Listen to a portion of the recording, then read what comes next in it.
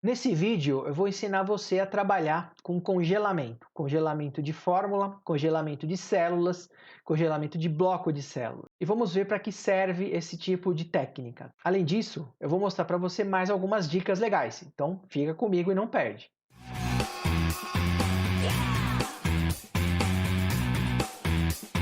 Olá, ser pensante ávido por conhecimento. Seja bem-vindo a mais um episódio aqui da nossa série de Excel. Se você chegou até aqui e não me conhece, é o primeiro vídeo que você está vendo, eu vou deixar aqui o card para que você conheça um pouco melhor o meu trabalho e a proposta do canal. De antemão, eu já peço que você deixe o seu like, se inscreva e ative as notificações e compartilhe o vídeo com mais pessoas, porque esse conhecimento é muito prático, muito útil e serve inclusive para alavancar a sua carreira. Então não perde isso, deixa registrado, compartilha. Se tiver dúvida, por favor, coloca nos comentários, eu quero saber mais, eu quero sugestões, eu quero críticas, eu quero entender o que você espera e o que você deseja. Inclusive, o vídeo de hoje é pautado justamente na dúvida de um ser pensante sobre essa ideia de congelamento. Então eu vou dar andamento, a gente vai continuar trabalhando com a nossa planilha, tá?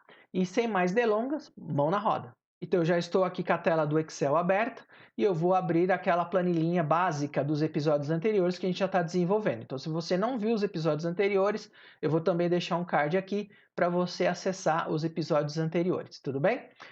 Eu vou abrir a planilha pedido V2, que é a versão 2 que nós estamos trabalhando. Ela já vai estar completa. Eu cadastrei aqui o cliente, o endereço e um telefone. Eu tinha pedido para você fazer isso no episódio anterior.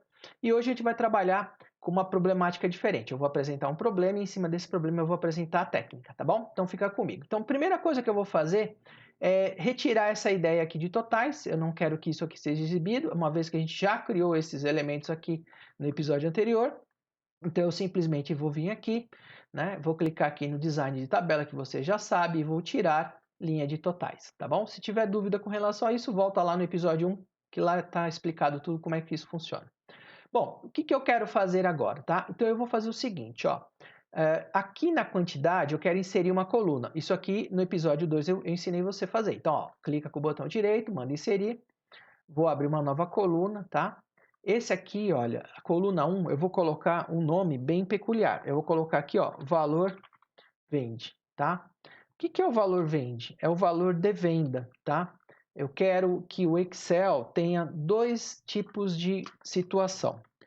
A situação 1 existe um valor unitário, que é um preço fixo, tá? Mas esse preço pode ter sofrido uma atualização.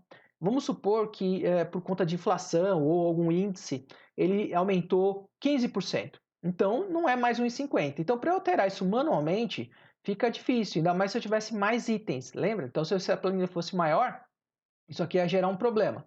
Então eu vou ter que criar algum elemento aqui que, multiplicando o meu valor unitário, ele acrescente aqui 15% no valor de venda. E depois eu vou refazer a fórmula do subtotal, tá? Então isso vai servir de base para a gente revisar um pouquinho dos conceitos que nós já vimos no episódio 1, tá? Você já está vendo que tem coisas do episódio 2 que eu estou utilizando agora, por isso a importância de você acompanhar. Seguindo. Então, o que eu vou fazer? Então, primeiro, eu vou pegar esses elementos aqui, que já foi tema que a gente já discutiu. Posso até colocar eles aqui do lado, não tem problema nenhum. E vou trabalhar aqui com outro campo, tá? Eu vou trabalhar aqui do ladinho. Eu vou chamar aqui apenas de fator. Esse fator aqui é o fator de correção em percentual. Então, vou colocar aqui fator percentual. E aqui eu vou colocar qual é o coeficiente que eu quero acrescer no produto. Eu falei 15%, tudo bem? Legal.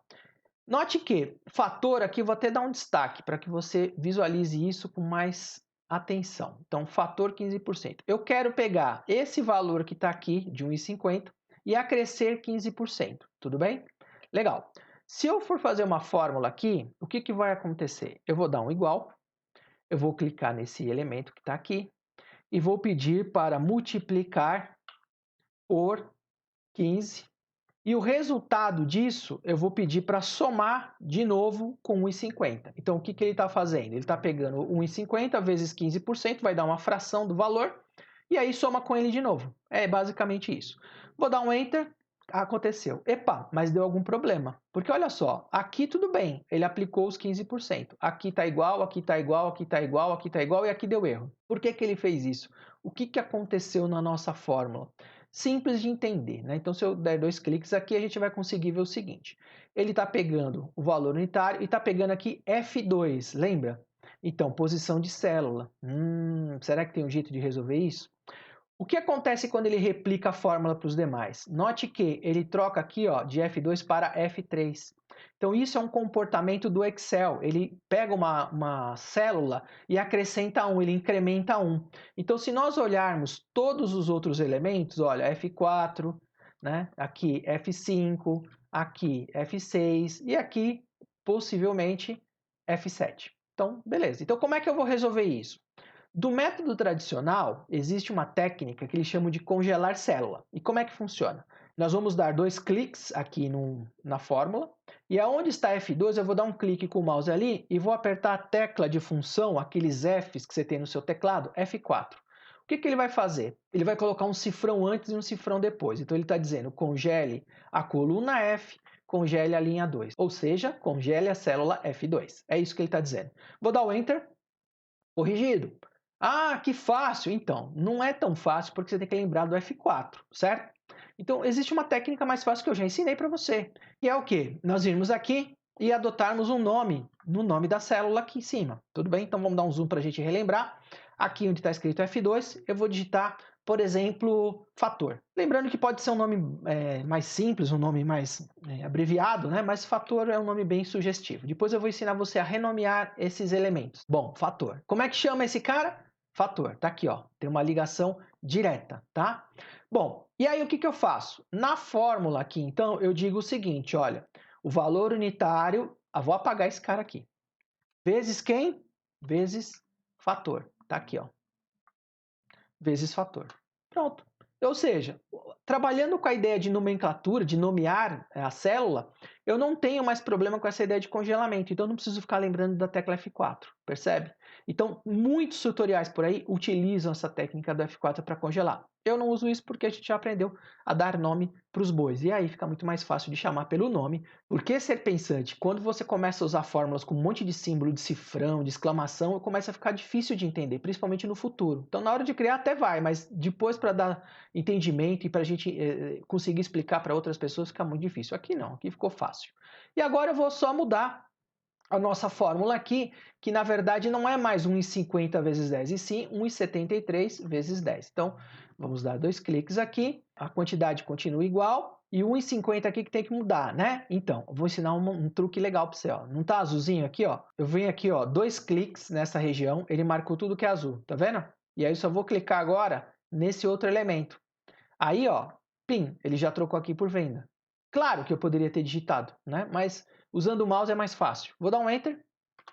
Pronto, está atualizado. Note que todos os valores que nós já tínhamos feito foram atualizados também, beleza? Outro item importante é, toda vez que agora eu mudar o percentual aqui em cima, ele vai alterar todos os valores. Então, se o valor fosse 30%, já está tudo alterado, beleza? Então, com isso, a gente já congelou a célula que tem um índice correspondente ali, tudo bem? Isso é muito importante. A ideia de coeficiente, de você ter um valor fixo que vai atualizar todo o resto, é muito comum no dia a dia do trabalho. Bom, e agora? O que eu quero fazer? Pois é, nós temos um problema aqui. Sabe qual é? Eu vou fazer uma simulação com você. Eu vou pegar aqui, por exemplo, e vou marcar esses 2 elementos. Eu quero que você veja o que eu vou fazer. Lembra da técnica de puxar pelo rabinho? Pois é, eu vou puxar aqui, ele vai duplicar isso, só que com alguns efeitos especiais no meio. Veja. Pronto. Duplicou? Duplicou. Então, o que ele fez aqui? Vamos entender, né? Vamos pegar os últimos itens aqui que eu peguei. Então, foi o 105 e 106. Note que ao selecionar 2 e puxar pelo rabinho, ele fez um sequencial. Então, olha a dica que eu já estou te dando. Quando você quiser fazer uma numeração sequencial, basta você ter 2 números selecionados. Aí você puxa pelo rabinho, ele já faz a sequência natural para você. Então, eu vou mostrar aqui mais embaixo, ó, a mesma ideia que eu acabei de mostrar para você, tá? Então, veja só. Eu vou colocar 1 e vou colocar o 2. Se eu fizer isso, selecionar aqui, puxar pelo rabinho, olha lá, 4, 5, 6, 7, 8. Tá? Então isso é comum, isso é uma técnica que a gente usa direto. Então essa ideia de puxar pelo rabinho é uma ideia de cópia, só que se você pegar 2 elementos e tiver uma diferença entre um e o outro, ele incrementa essa diferença no próximo. Quer ver um negócio legal? 5 e 10. O que vai acontecer agora? Ah, claro, né? O próximo ser pensante vai ser 15, depois 20, 25 e assim vai. Então, se você quer ensinar tabuada para o seu filho, ensina Excel já direto. Com palavras, né? Quando você tem palavras, note que ele manteve post-it, lapiseira, post-it, lapiseira, post-it, lapiseira, ele manteve para todos, tá? Então, palavra ele não muda. Valor, sim, aí ele mudou os valores aqui, ó. Tanto que nós chegamos aqui num valor absurdo porque a quantidade foi aumentando conforme a diferença que existia. Legal, até aí tudo bonitinho. Existem outras dicas em relação a isso? Sim, existe, com relação à data, tá? Então, se você tivesse, por exemplo, aqui 3/3 de 2021 e você puxar pelo rabinho, e pode se puxar não só para baixo, pode se puxar para o lado também, tá? Ele também faz isso aqui, ó, 3, 4, 5 e tal. Esse monte de hashtag que você está observando na tela, nada mais é ele te indicando que a largura da coluna é insuficiente para conter o valor. Então, se a gente aumentar aqui, lembra a ideia de 2 cliques? Ó lá, 2 cliques resolve a parada, ó. Tá vendo? Então, 2 cliques. 2 cliques é só essa simbologia que parece um erro, é só para dizer para você que a largura não está adequada. Mas isso aqui foi só para demonstrar, tá? Depois eu gostaria que você fizesse esse teste com outros elementos. Por exemplo, se eu colocar aqui, ó, bimestre 1 e puxar pelo rabinho, o que vai acontecer? 2, 3, 4. Ou seja, ele vai manter a palavra, só vai mudar a numeração. Então, isso é uma dica, um truque interessante que você pode utilizar em alguns contextos, tá bom? Vamos voltar aqui para a nossa tabela, porque o que eu quero mostrar agora é o seguinte. Então, vou dar 2 cliques de novo para fazer os ajustes. Aqui está tudo certo, tudo certo, tudo certo. Beleza. Percebeu que quando eu faço a rolagem aqui da tabela, desaparece o cabeçalho? Pois é. Isso, quando a tabela é pequena, a gente tem poucos itens, a gente pode deduzir. Mas quando ela tem muitas colunas e tem muitos itens, é muito difícil a gente saber o que está ali. Então, o que seria ideal? Seria ideal que esse cabeçalho todo aqui, ó, ficasse congelado. Então, o que eu vou fazer? Eu vou clicar aqui no primeiro elemento, código 100. Vou clicar no menu Exibir, Congelar painéis. Essa é a opção que eu gostaria que você observasse. Então, eu vou dar um zoom, beleza? Então, tá aqui, ó, tá? Congelar painéis. E a opção que nós vamos usar, e nós vamos preferir usar, é justamente a primeira. Manter as linhas e as colunas visíveis enquanto se rola pelo resto da planilha. Então, legal. Estou aqui no 100, congelar painéis, congelar painéis. O que aconteceu? Aparentemente nada, né? Aconteceu sim. Ó. Se a gente observar um pouquinho mais para o lado, deixa eu aumentar aqui a largurinha, você vai perceber, olha, que apareceu uma linha que não existia. Essa linha ficou um pouquinho mais grossa. Ela não estava aqui antes, tá? E o que isso quer dizer? Que daqui para cima tudo está congelado. Ou seja, se eu começar a rolar a minha tabela, ó, eu só vejo os itens movimentando, mas o cabeçalho inteiro ele está congelado, tá bom? Então, essa é uma técnica interessante, principalmente para você não perder o referencial do que você tinha. O que acontece se eu for para o lado, né? Vamos supor que a tabela tivesse muitas colunas e fosse para o lado. Se eu for para o lado, vai sumir tudo, não vai? Ó? Tá, então, agora lascou tudo, hein, em Prof. AP. Não, ser pensante. Olha só, o que eu vou fazer? Volto no exibir, volto no congelar, só que agora o que está escrito lá? Vamos dar uma olhada de pertinho? Descongelar painéis. Então, eu vou descongelar. Então, descongelo, normal. Só que agora, ao invés de clicar no código 100, eu vou clicar no primeiro elemento aqui, ó, lápis. Ou poderia ser no segundo, fabricante. Vamos supor que o código e o nome do produto, para mim, são importantes e que tem mais colunas e que isso aqui faça sentido, tá? Beleza, então eu cliquei aqui no primeiro fabricante, vou voltar no exibir, vou voltar no congelar painéis. E aí, o que vai acontecer? Agora nós temos uma linha vertical aparecendo. Ou seja, eu tenho a tabela agora congelada tanto para baixo quanto para o lado. Olha só que interessante. Tá vendo? Então eu não perco a referência também da coluna. O congelar painéis, então, sempre vai garantir o melhor posicionamento para você. Só define o quê? A posição que você quer. Então você sempre vai clicar abaixo do que vai ficar congelado e à direita do que vai ficar congelado. Pronto. E aí, ao congelar painéis, você tem esse recurso. Então, de novo, mostrando, congelado, tranquilo e congelado também. Tá? Então, eu posso ir embora aqui, não tem problema, não vou perder a referência. Tá? Principalmente quando as tabelas forem grandes. Legal? Não quer mais? Não tem problema. Volta no exibir, volta no congelar e manda descongelar os painéis. Tá bom? É assim que funciona. Muito bom. Eu falei para você também da questão da nomenclatura, né? Que a gente vai aprender a mudar o nome. Por exemplo, eu coloquei o nome aqui, fator. Vamos observar bem. Fator, tá aqui, ó. E de repente eu quero mudar esse nome, tá? Então o que eu vou fazer agora? Simples. Então eu tenho aqui em fórmulas, gerenciador de nomes. Vamos dar um zoom para você ver, tá? Então, dentro de fórmulas, né? Então, tenho aqui, ó, fórmulas, eu tenho gerenciador de nomes. Então, note, aquele nome que você definiu, você poderia dar um clique aqui, ó, tá? Mas eu já vou direto naquela posição que lá já define. E aqui eu vou gerenciar todos os nomes que eu já dei. Então, isso é legal. Se você mesmo não lembrar qual foi o nome que você deu, basta clicar aqui, ó, ele mostra todos os elementos. Olha aí. Então, lembra? Tudo isso, parque, subt, fator, totalpad, foram nomes que nós demos. E esse aqui, ó, esse que eu queria mostrar, ó, tabela 1, tabela 2, foi o nome que ele deu a partir do formatar como tabela. Então, quando você formata como tabela, ele usa essa técnica de dar nomes para esse grupo de dados. Por isso que ele coloca arroba e o nome da tabela lá, o nome da coluna para fazer a fórmula.